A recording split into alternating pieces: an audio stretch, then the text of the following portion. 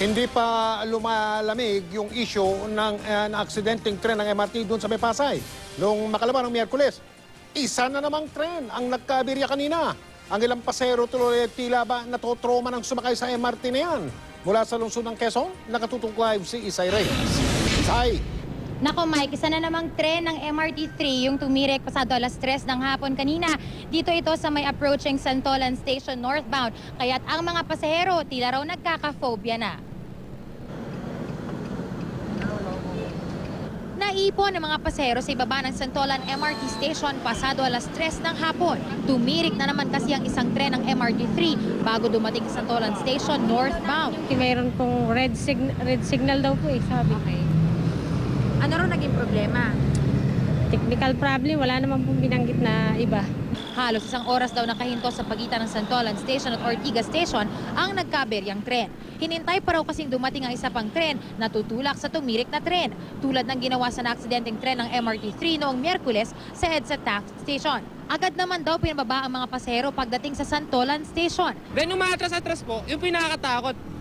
Kaya yung ano po, sa isip ko kanina, hindi ko po alam kung sasakay pa po ako nung MRT or hindi na. Sana maging efficient po sila. Imagine ko, di ba, yung nangyari nung Wednesday ba yon? How much more kung elevated na ganyan, yun flat na siya. Kung talagang yung nervyos namin Kaya gusto ko ba maglakad na lang ako kanina kung pwede lang buksan. Si Glenda naman sakay ng nagtulak na tren. Kabadong-kabado raw kanina dahil sariwa pa sa balita ang nangyaring aksidente sa Taft Station. Yung sinasakayan namin, siya na yung nagtulak. Ang inisip namin, hindi na siya mauulit. Tapos yung pala, nangyari na naman. Nagkataon pa sa amin. May kasama pa akong mga bata. Kaya nga, tapos yung naaktuhan nyo pa na nagtutulak din yung bagot nyo. Yeah. Pasado alas 4 nang naialis sa istasyon ang nasirang tren. Itinulak ito hanggang sa paradahan sa North Avenue Station. Dahil dito, maging ang biyahe ng iba pang tren ng MRT naapektuhan.